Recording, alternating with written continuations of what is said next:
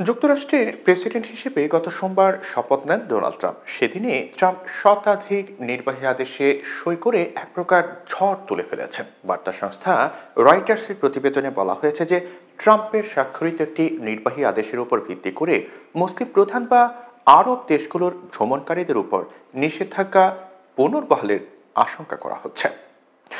Reuters বলছে, ট্রাম্পের ওই স্বাক্ষরিত নির্বাহী আদেশে এমন আশঙ্কা প্রকাশ করেছে দেশটির নাগরিক অধিকার গোষ্ঠীগুলো। এ নিয়ে আমেরিকান আরব অ্যান্টি ডিসক্রিমিনেশন কমিটি বলছে যে ট্রাম্প 2017 সালে ভ্রমণে নিষেধাজ্ঞা আরোপ করেছিলেন। সেটিকে ন্যায্যতা দিতে যে আইন ও বিধি অনুসরণ করা হয়েছিল সেগুলোর উপর নির্ভর করে তিনি নতুন আদেশটি আবারও দিয়েছেন। নতুন আদেশটির আওতায় ভিসা সংক্রান্ত অনুরোধ প্রত্যাখ্যান ও ইতিমধ্যে যুক্তরাষ্ট্রে প্রবেশকারী ব্যক্তিদের অপসারণের সুযোগ আরও বিস্তৃত হবে। এরই মধ্যে ক্ষতিগ্রস্ত ব্যক্তিদের সহযোগিতা করার জন্য একটি নতুন 24 ঘন্টার হটলাইন চালু করেছে এডিসি।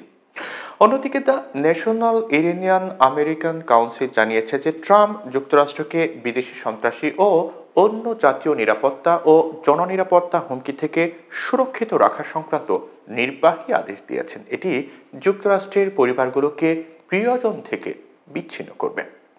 একই সঙ্গে যুক্তরাষ্ট্রের বিশ্ববিদ্যালয়গুলোতেও ভর্তির হার কমে যাবে। 2017 সালে প্রথম মেয়াদে ক্ষমতায় আসার পর ট্রাম্প 60টি মুসলিম সংখ্যাগরিষ্ঠ দেশের ভ্রমণকারীদের উপর নিষেধাজ্ঞা দিয়েছিলেন। তবে নতুন আদেশটি আরও বিস্তৃত।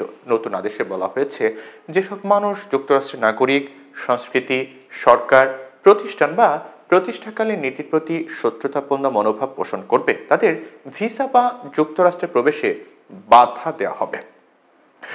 রয়টার্সের প্রতিবেদনে বলা হয়েছে, এই আদেশ এমন একটি প্রক্রিয়ার সূত্রপাত করেছে যে 2021 সালের জানুয়ারি থেকে দেওয়া ভিসাগুলোর বাতিলের পথ করে দিতে পারে। তবে ট্রাম্পের নির্বাহী আদেশের ব্যাপারে রয়টার্সের পক্ষ থেকে হোয়াইট হাউসকে বারবার প্রশ্ন করেও এখনো পর্যন্ত সাড়া পাওয়া যায়নি।